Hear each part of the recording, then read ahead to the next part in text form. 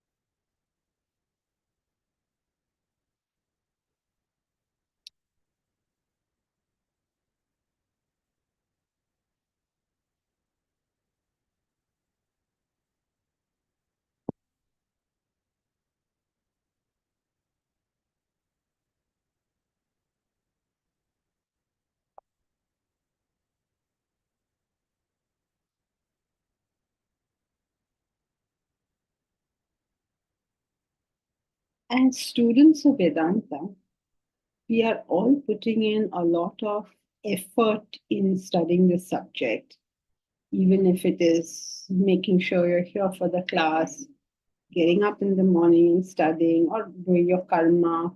Most of us are putting in a lot of effort in the subject. So it is important once in a while to stop a little, take a pause a little, and consider, are you getting the benefits of this study in proportion to what you are doing?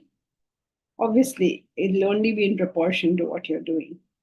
So, does anyone feel that no, my effort has been more than than the result I have? Now, there will be times, if it's not now, there will be times in your sadhana where you will feel like that. Can some more people please put on your video so that I'm talking to human beings here? Why this resistance to putting on the video? Is it because it's on YouTube? Is that why? Because we can stop having it on YouTube if that's the reason why. So so every once in a while it is useful for us to take a pause and assess, are we doing this? Is what I've got in proportion to what I've put in? Now your answer to this may be yes or no. It's up, I mean, each one has their own view. It also may be that at different times in the pursuit, your answer may be yes and no. So why don't we take a pause today and try and think about how we can deal with this situation? Okay? If, according to me, the labor that I have put in and what I have got in exchange is not proportional, then why? Now, there's only one reason for that. What is the reason for that? We have to put in more effort. The effort is being put in a wrong direction. Very good. That's the only way this can happen, right? That effort has not been wisely applied. That's the only way this can happen. It cannot happen that every day you went to the gym to build up your biceps and no biceps grew. Then what happened? Something had happened, no, wrong over here. So therefore, we need to ask ourselves this question: how do we make our learning more productive? How do we learn better? Right? So let's just spend a little time today in class to just think for ourselves. How do we make how do we make learning and absorption of the subject easier for us? Now, this is not merely in digestion of the knowledge, but in just absorption of the knowledge, just hearing it properly. Because you may notice very often questions are asked in class and we haven't even heard. Where's the question of reflecting upon something you haven't heard? So do you all have any inputs on how to make ourselves better learners of the subject?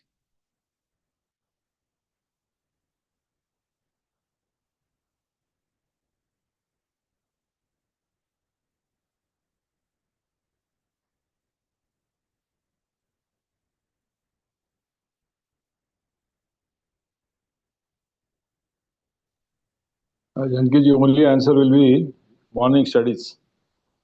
Develop your intellect. Otherwise, it's not possible. If you are not doing morning studies, what is the use? You cannot absorb.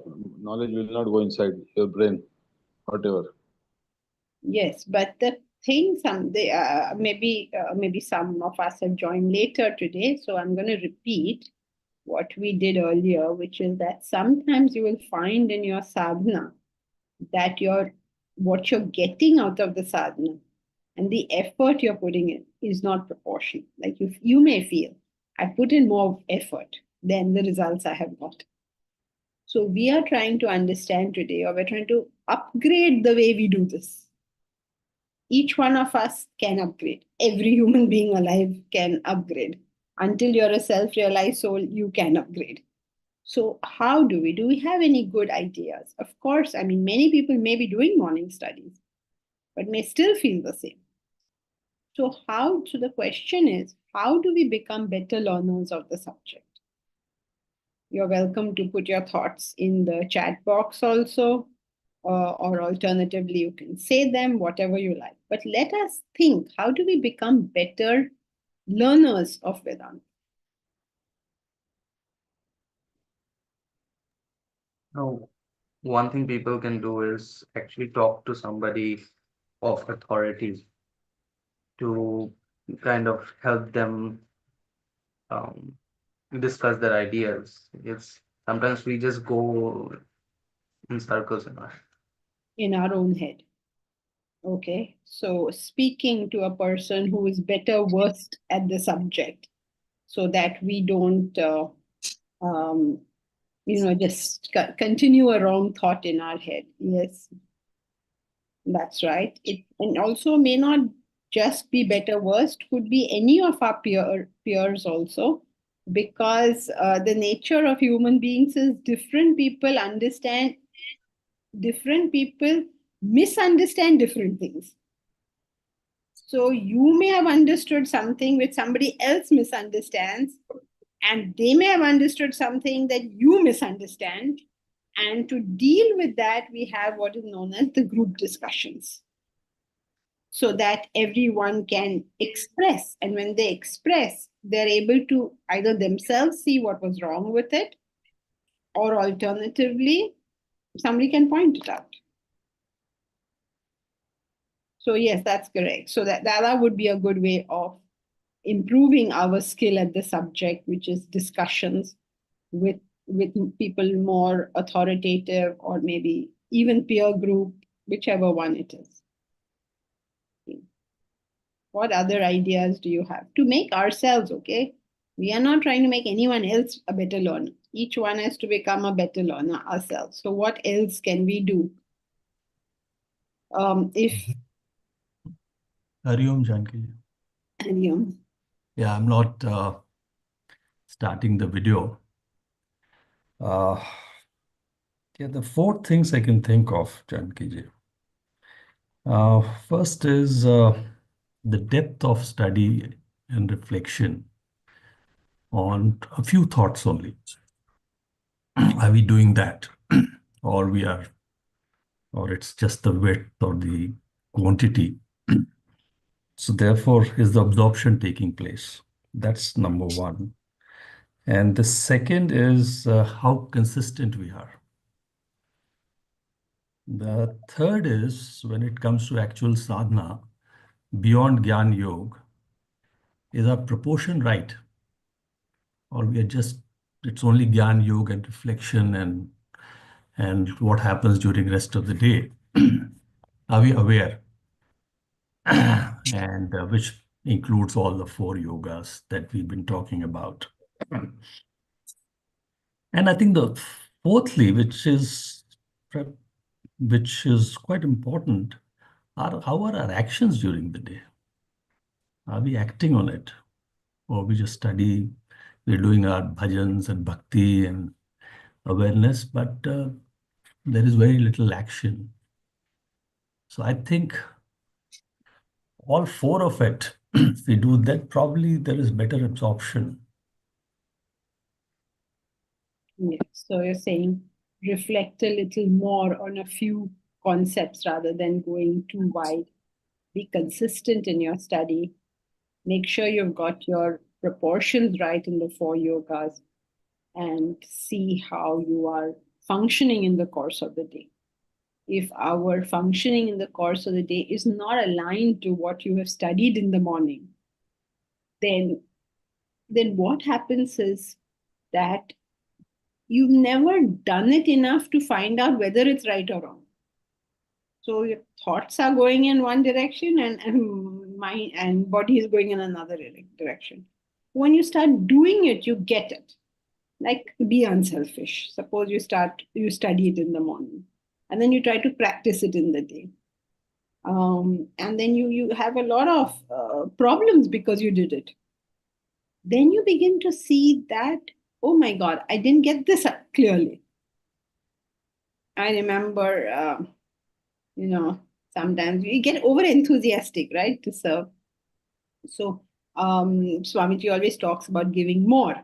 So I was going by cab one day. I was going to a class or something by cab one day, and I was very, very fixated on how much the cabbie is going to ask for. Okay, and in my mind, I had to do the calculation of how much extra I'm going to be giving him. So I was doing that calculation, and he was fumbling with the thing and all that. And so I was so like caught up in this whole business of, okay, he's asked for 250, I'm going to give him so much. I left my book in the cab and left. So it's like, it's silly, right? That we are trying to be unselfish and you're just getting it all so confused and so mixed up. So when you start doing it, you start beginning to think in terms of where to apply, where not to apply, how much to apply, and you understand what it means, what it doesn't mean. So many things come when you start doing it. So, yes, so I think even Milind has put the same point, put your learning into practice, means keep doing it. And in some cases, you will get great results out of it, especially if you do unselfishness. If you live a life of giving and you do this consistently, you will see amazing results out of it. But if you don't see, then it gives you a chance to say, okay, where am I going wrong in this? Just a constant attitude of giving. What can I give you? What more can I do for you? And sometimes you'll go overboard. So then you have to pull yourself back. Say, okay, you may want to give, the other person doesn't want to take. Just like Indian hostesses. They want to give you so much, but you say, Arey, Baba, I don't want. Nahi, khana hi padega. So don't go overboard in giving. But that whole attitude in life of my happiness lies in seeing you happy. That general attitude. I'm a lover of happy human faces. So anything you practice, you study it consistency in attending classes, consistency in morning study, consistency across the board. Asha, try to have more peace within and also try to be peaceful in the environment. Now, peace, Asha, is always the consequence. It's never a practice. When you try to practice peace, it becomes tamasic. And not always, but it sometimes becomes tamasic. Sometimes the most peaceful alternative is where you take no action. The one where you take action is going to agitate you. So we keep choosing it is possible that one could keep choosing the alternative, which is more peaceful. That's not the alternative we choose. We choose the one which is more correct. So try to have more peace within and also be peaceful in the environment. Maybe you want to rephrase this as try to keep on doing the right action, both in terms of oneself as well as in terms of the environment. And the consequence of that will be internal peace. Prashant Nayak, perhaps trying to apply in life and discuss the practical findings in group and improve. Yes, that's a good thing also, that the practice of it, what happened, and then discuss that. In fact, we should have very regular group discussions where you get a chance to express this. Jayashree, to learn better, my intent I bring to the class makes a difference. So I think what Jayashree is trying to say is, I will improve my learning if I improve my intent in attending the class. So what am I attending the class for is also a good question to ask oneself. Is it like a temporary entertainment, a temporary peace? What is it for? It's a good question to ask oneself. And if I'm very clear that I'm attending this for self-development or self-realization, then my learning will get better. Because learning will always begin with the desire to learn, right? If the desire is not there to learn, if the desire is there to show off or to enjoy or to I don't know, do anything else. Just say, oh, this is such a nice thing to do. Isse punya milega. If the intent is not there to develop, then learning cannot take place. Also, at what stage of life I'm approaching the subject. I don't understand, Jayashree. How is this relevant in becoming a better learner?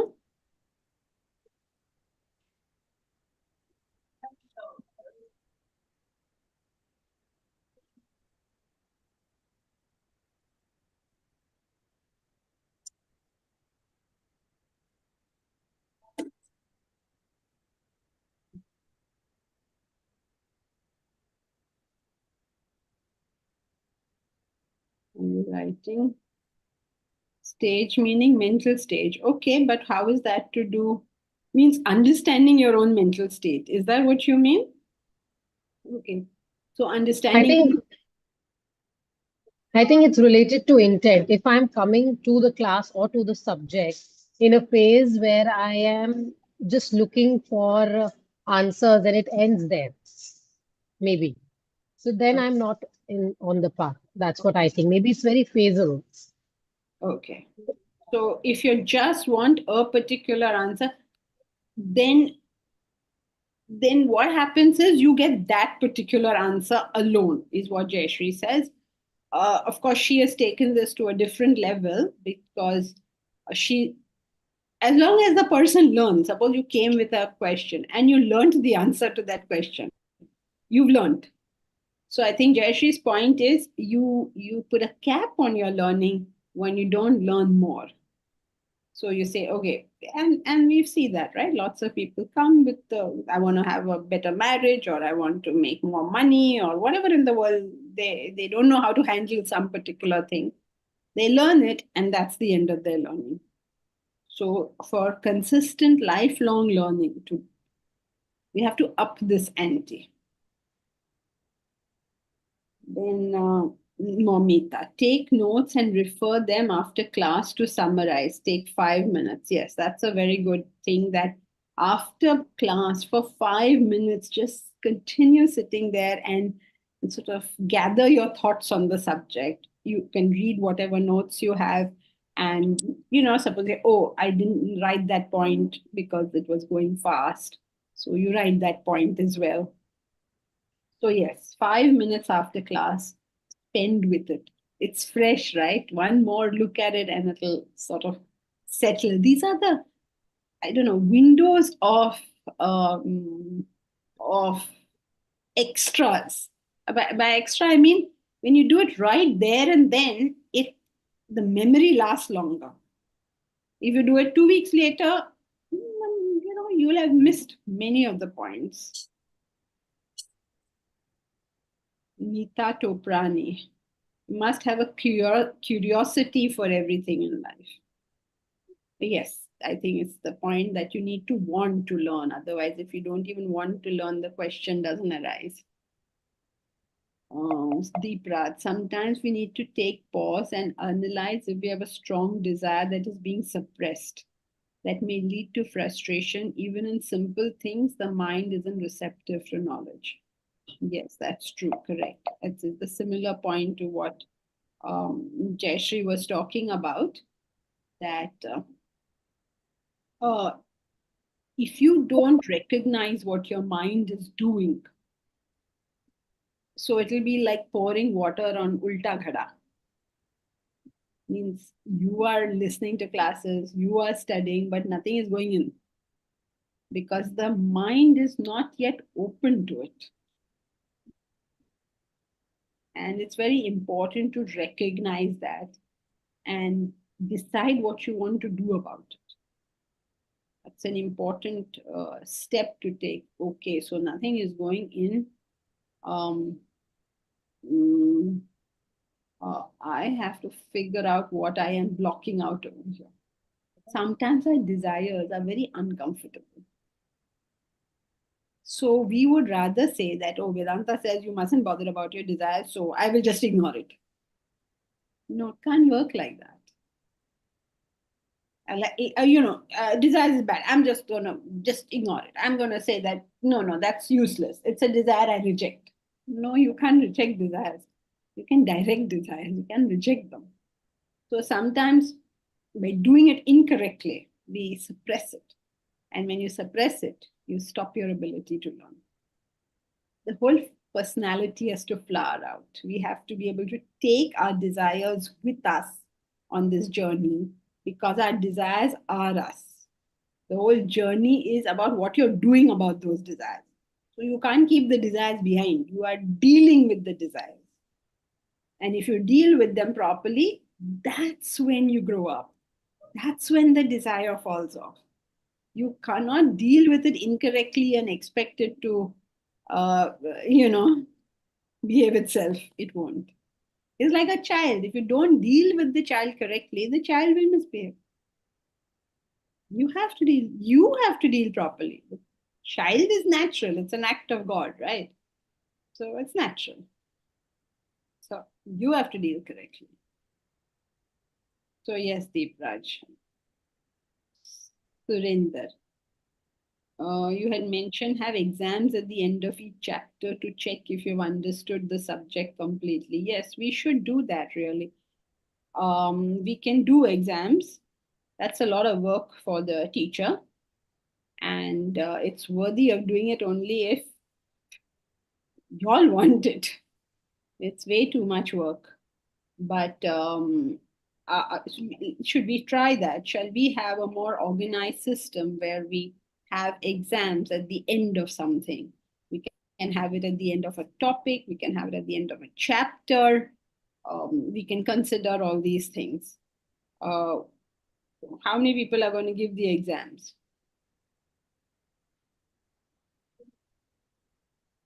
One, two, three, four. 4 people are going to give the exams. 5, 6, 7. That's it. Out of 21, only 1/3. And those are the ones who say it.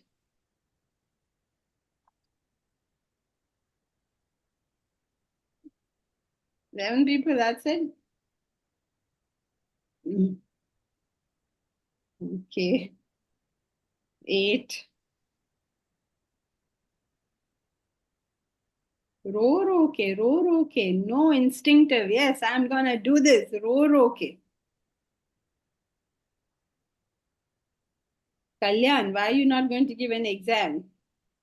No, I said yes. Oh, you said yes, I missed it. Okay, let me count again. Yeah. 1, Aparna, Deepraj, Surinder, Jayashri, Milind. Bhargavi, did you say yes or did you say yes? I didn't. Yes. Milind, Bhargavi, Kalyan, Momita, Meera. 9. Others have the desire, but it's being suppressed. Yes, when you suppress a desire, you won't learn. See, he's given us a good example. Come on, everybody, get off, get moving, Don't be like, oh my God, I have to give an exam. You have to give an exam means you have to test yourself. We can do this online. You don't have to arrive to Santa Cruz every month to give an exam. You do it online and see what you got right, what you got wrong. The answers will also be provided. We can have multiple choice questions. And let's see how that works. To this point, Janakiji, what Deepraj said about suppression of desires and the one which Arun, the last point about actioning what you learn during the day. So how do you get over that? Because desires are natural. And like you rightly said, if you suppress them, they will pop up in some other way. For example, I'm reading the chapter of supreme reality that in the Vedanta, it says Brahman is everything experienced, experiencer, perceived, perceiver. So in the morning, I go to the office, and then how can I really action that? Because the desire is that you have to do my work. There'll be some department head who will say something and then I can't think of Brahman in him. Yes, we all have the problem that every now and then we just can't see Brahman in some people. That's your struggle, right? That That's the Cannot real work. struggle. Yeah. Now, that's the struggle. What else can we do? That, okay, you're not looking very divine to me at the moment, but let me remember that you are still divine and deal with you accordingly. Accordingly means as according to your personality. I don't have to deal with the divine will deal with me. But I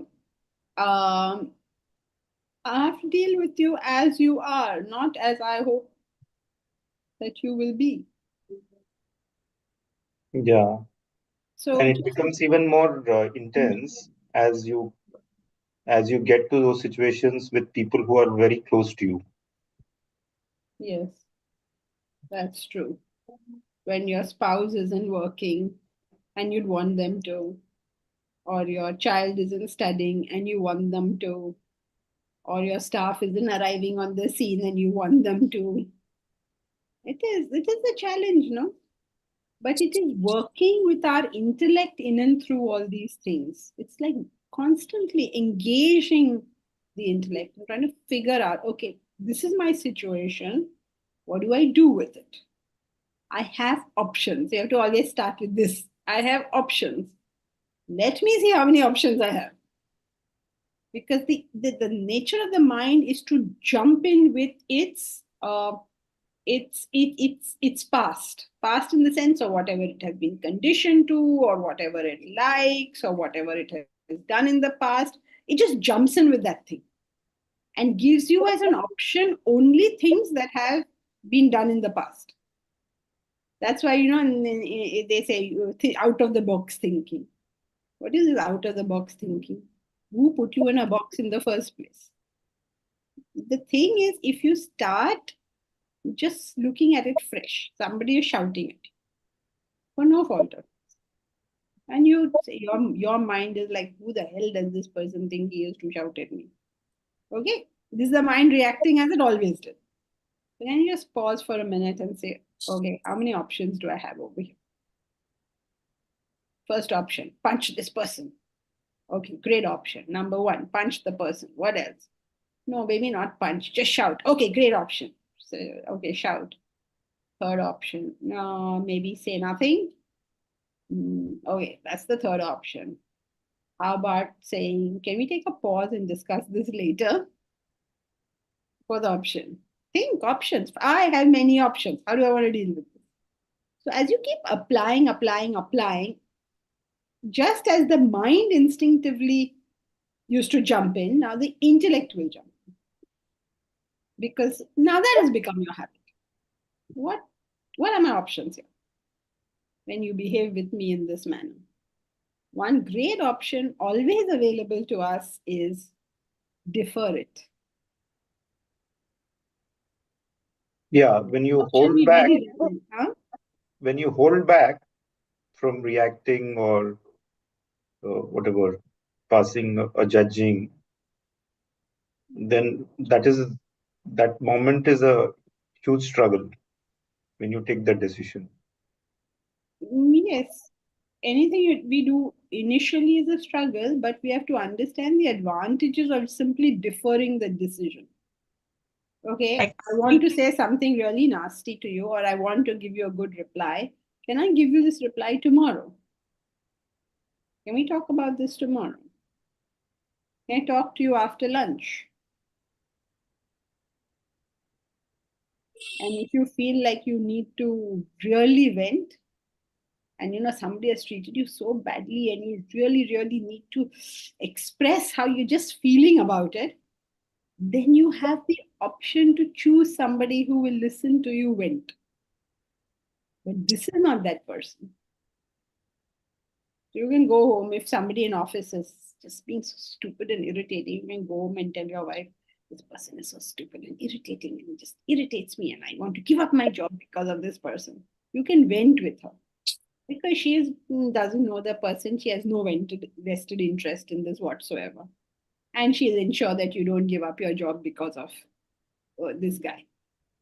Okay, so, but if you're venting about your child, then don't do it with the child.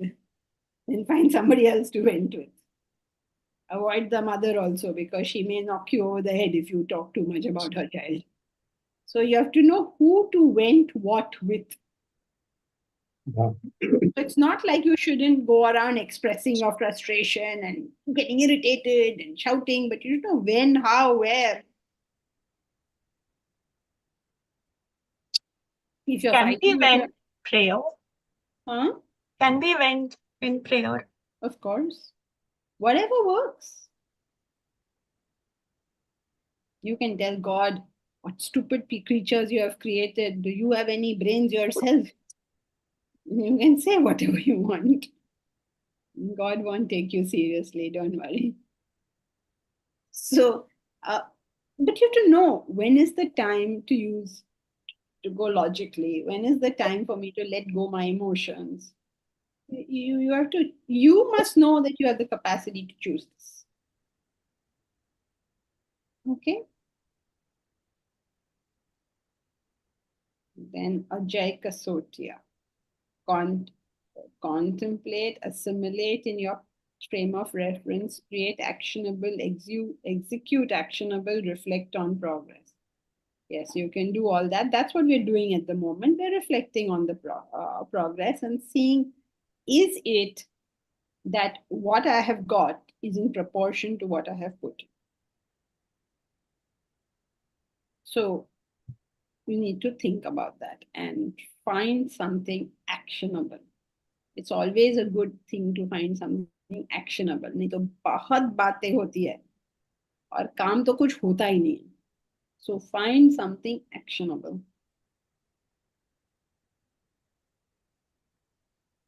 Assimilate in your frame of reference. Yes, apply to situations that you have been through. Jayesh, I learn better when my attitude is humble to the knowledge and the Guru. That's true also. This is a very, very important point. Your humility towards the knowledge and the person, the book, whatever is giving you the knowledge. That's a very important part of it. Because if you're constantly doubting the teacher, nothing can go in. Now, it seems always very confusing, On one hand, you're never to doubt the teacher. On the other hand, you're not to take anything blindly. So then let them make up your mind. What am I supposed to do? Am I to believe the teacher? Am I to not believe the teacher? What am I supposed to do? Don't take it blindly. Don't you dare doubt.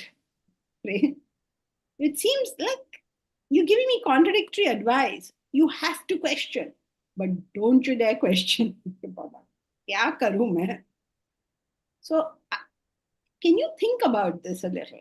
What is the difference between a doubt and a question?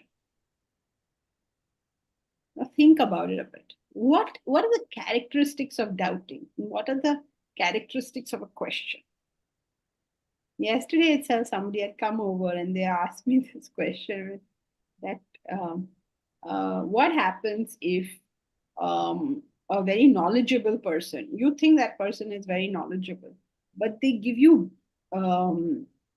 advice which is in their vested interest. It's not good for you. It's good for them. What will you do? Do you surrender? Do you refuse to do this? What am I supposed to do?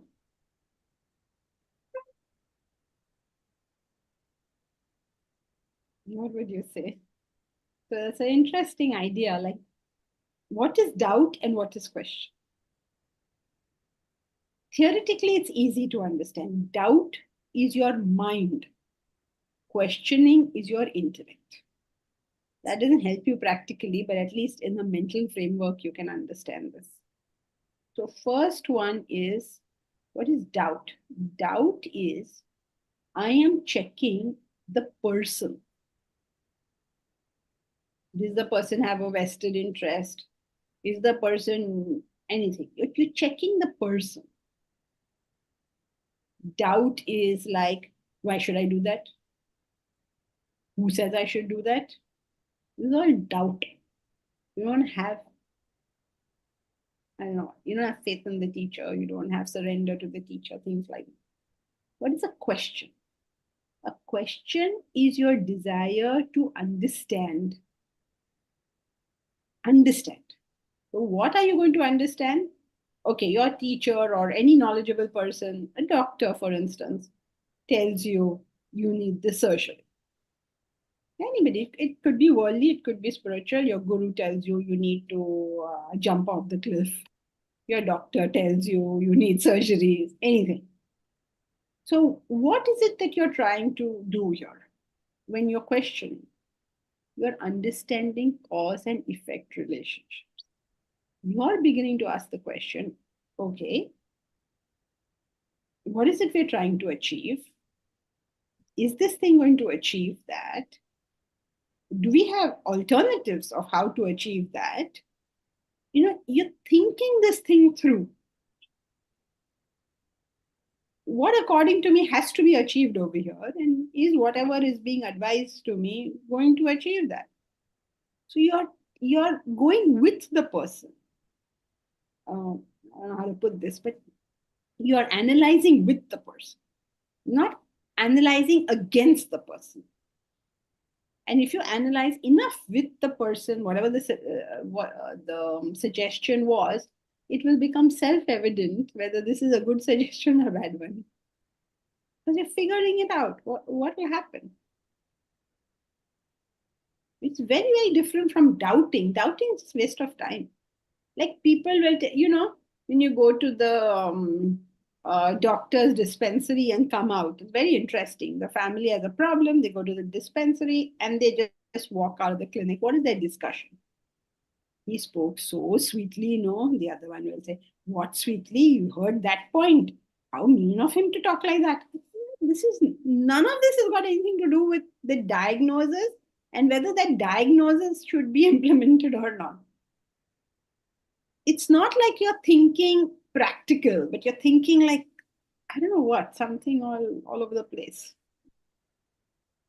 Right? So training ourselves to think along with people. If someone gives you a suggestion, a salesperson comes to you and says, buy this dress, think along with him. Okay, buy this dress for what?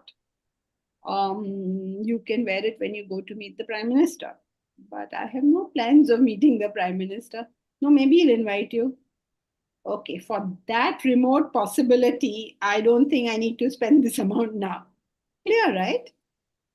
You don't have to say, oh, he's only trying to do a business. He's only interested in the sales. Don't waste your time on what he's doing.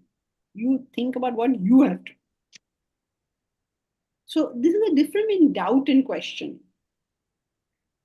Should he speak to me like that? Don't waste your time, please. And don't waste his time also. Right? So being able to distinguish between these things. So, right, Jayashree, humility towards the knowledge, towards the teacher, that sense of surrender, that I'm in the presence of somebody or something that knows more than me. That sense has to be there. Prashant, Kalyan, you all are saying yes. Yes. Oh, is this to the question about the exam? Okay, I was wondering why so many yeses. Oh, quite a few yeses. Ma'am, Prashant, can I yes, ask you? I've seen your hand up. Yeah, I will come. I have had nightmares about exams throughout life. Only stopped recently. Possibly Vedanta makes exam a simple reality of checking progress for oneself and not others. Yeah. Remember that if other people compare you to other people, that's their problem. You don't compare yourself to anyone else. Okay, because if you have your current base level and you have taken one step forward, you won. Okay, so if you were at 25 and you became 26, you won. Somebody was at 85 and stayed at 85, he's no better. Okay, yes, Prashant. Madam, I'm starting actually with Vedanta Treatise from in between, right? Now we're starting use and abuse of religion. How do I go about making notes and all? Because I don't know about the previous things actually. I heard about the morning studies in the other class. I heard it in YouTube, madam. I have a basic idea about it. But when I'm starting from in between, how do I go about it? Same general principle. Whatever you hear in the class, the notes are made. They are thought about immediately after class for 5 minutes. Just a quick revision. You're not doing any reflection. Just a quick sort of recollection of what happened. Next morning, you study it. You take it for as many days as you can reflect upon it. Well, you can reflect upon it for 1 day, 2 days, whatever. Right. Now, if this is the only class you're doing, then you can start Vedanta Treatise from the beginning. If there are some other classes you're also doing, then if you're doing, let's say, for instance, 3 classes and you have 7 days in the week, then you will divide those 7 days between those 3 classes. Okay? But if you're doing So only I one, started. huh. Okay.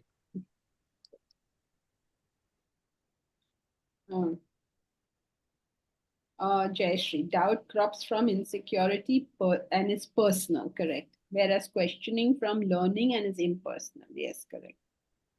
Midden, sometimes it shows off my knowledge or test the guru also. Oh, yes, that's correct.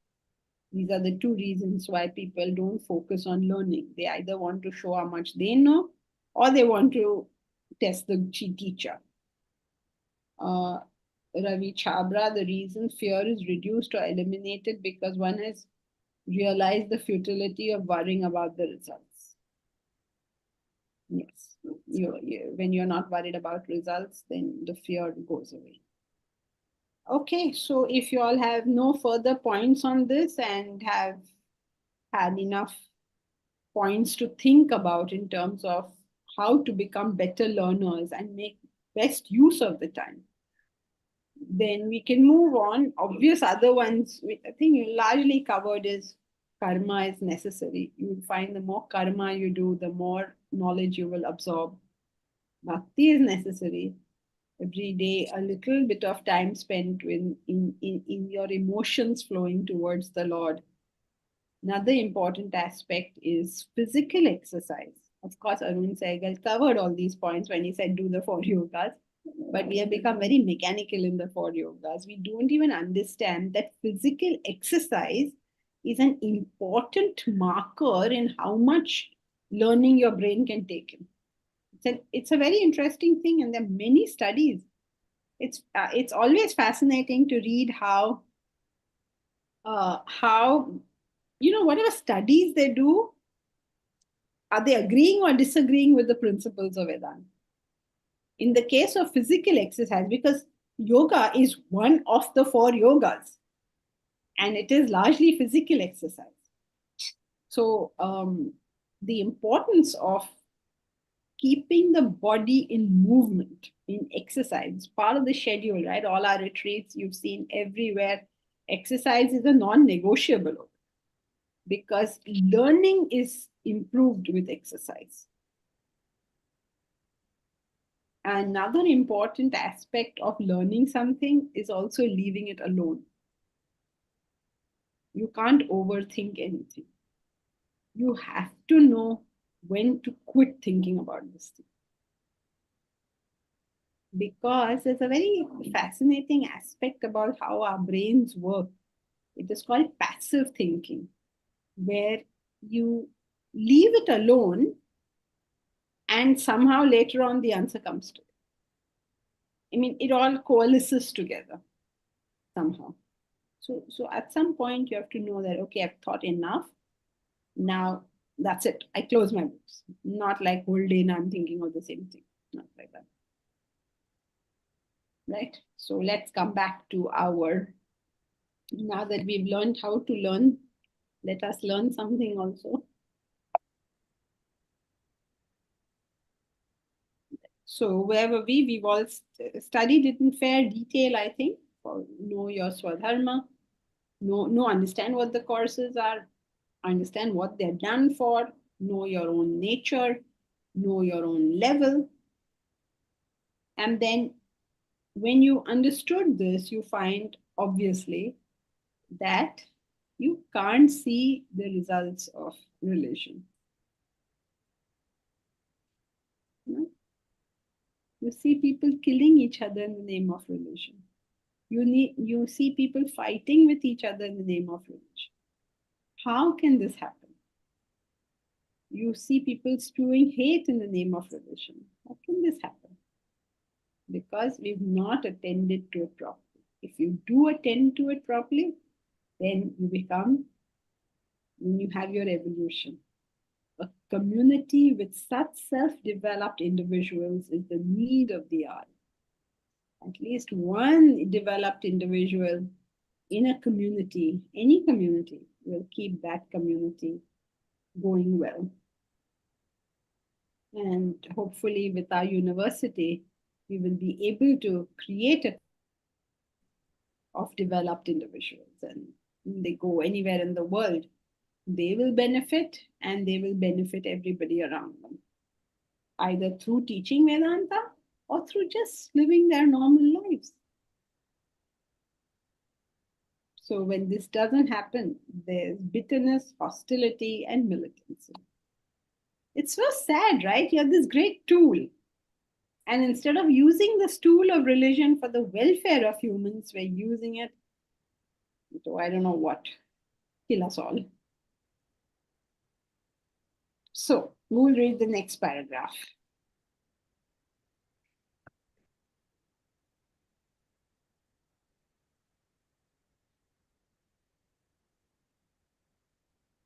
Kalyan, you'll read the next paragraph.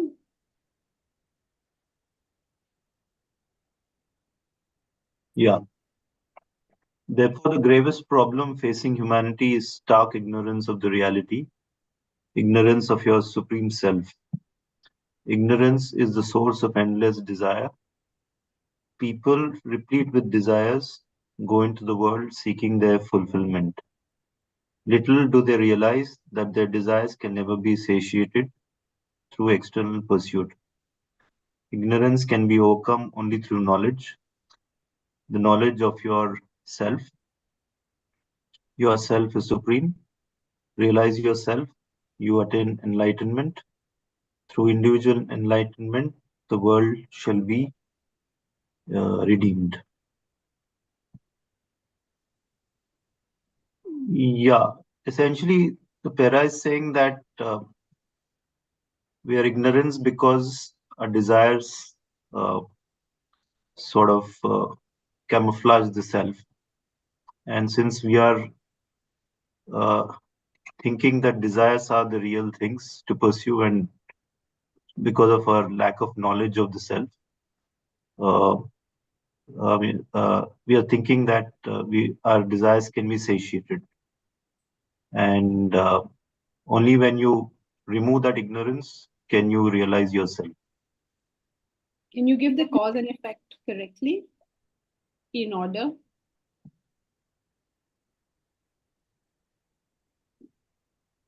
Desires lead to ignorance of the self, removal of desires.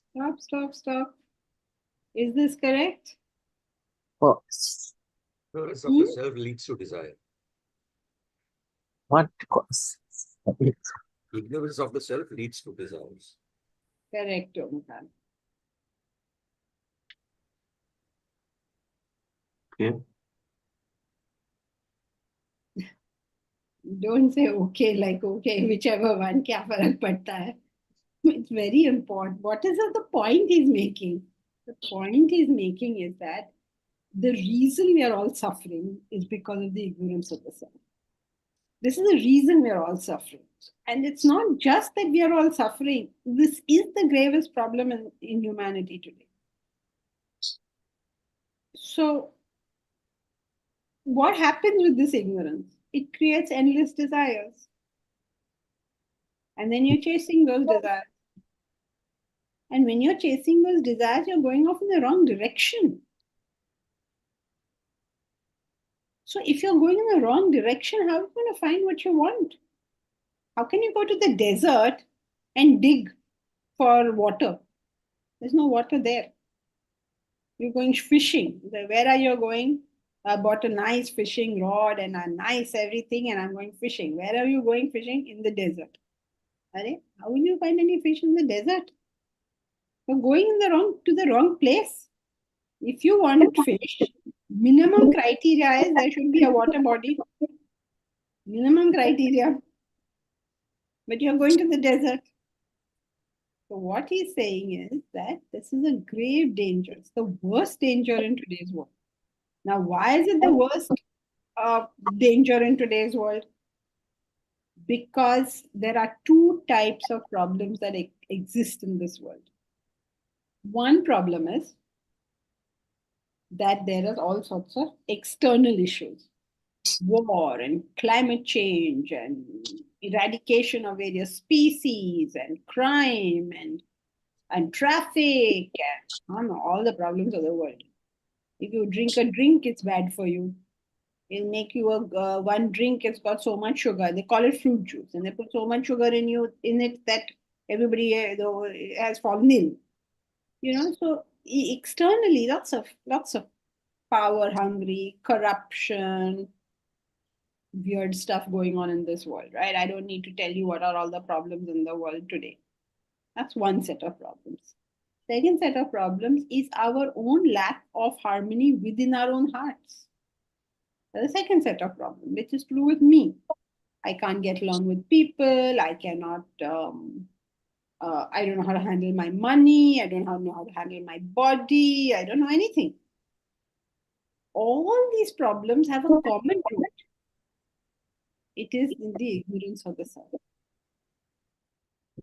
Now, instead of trying to remove the ignorance of the self, we look at the branches, the desires, and go start chasing it. Oh, there's a nice fruit at the end of this branch. Chalo bhai, wahan jao. And so you make the matters worse. Just make everything worse. So the gravest problem is the ignorance of the self. Ignorance of the self causes desires.